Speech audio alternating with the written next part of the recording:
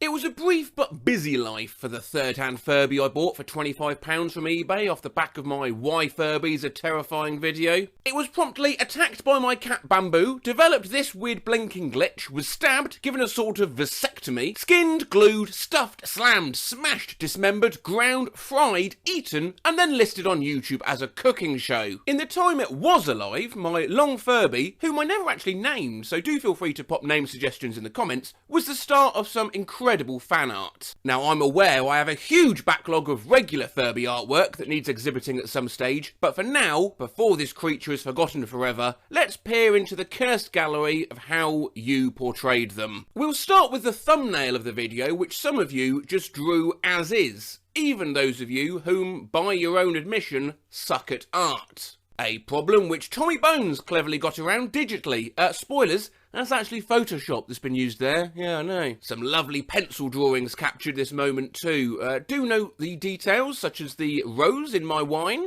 And I'm asking our long friend here if they're hungry, which I do also in the video, just before feeding them a screwdriver. And then Mothman drew this moment, only with me, obviously, as some sort of big cat. When I purchased the blue and yellow fabrics simply as they were the cheapest, I didn't consider for a second how they might look together in a sketch. But I think they work quite well. Your friendly neighbourhood dipshit drew this great Leviathan, like if Furbies ever wriggled their way into Harry Potter lore. And Maya Silverwings kindly drew theirs, freaking out Bamboo, both without and with blood. And then there was Jamie, who was livid when they realised they'd got the yellow and blue the wrong bloody way round. Mama, what did you do to me? It asks. And Anaya's too screeches mama as it slithers out of the darkness. Magnius, in fact, drew two, one of which peers into my soul and asks, "Why, father?" It was purely stylistic coincidence that the snatches of white tubing you could see through my cack-handed sewing kinda looked like a skeleton, but it added a further level of grotesque detail, especially for those of you that kindly drew my Furby like it just had all the shit kicked out of it. This drawing from Mide, incredibly the first fan art they've ever done apparently,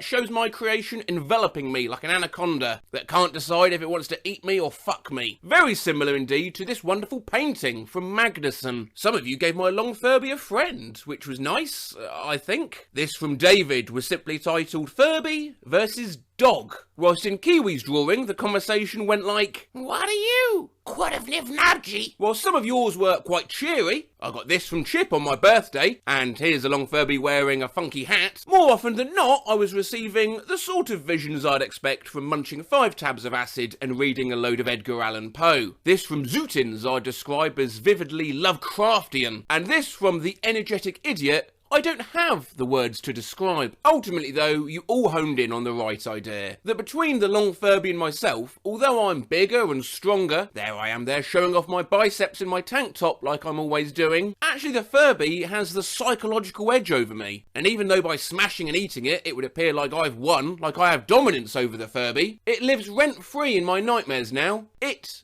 in fact, owns me. Thank you all so much for these masterpieces. Do keep them coming in. They remain my favourite things ever. And a special thanks to everyone who's been animating the spider story I recounted in my last Furby artwork video, which as a reminder, goes a bit like this. I had a Furby back in 2012, and one day I left it outside and it started raining. I forgot I had it out there for a few days and I was walking around my backyard and I found it. I went to turn it on and it had a distorted ho-ho-ho voice. And after it was done talking, water leaked out of its eyes. It was so terrifying that I pick up a hammer and beat the crap out of it, only realising that there was spiders hiding in it. I'm still terrified to this day.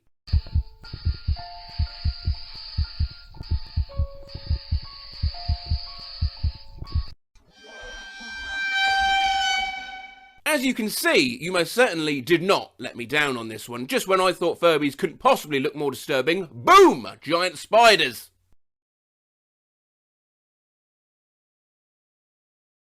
Absolutely fantastic work from you all. We will have a proper exhibition of all things Furby soon, but until then,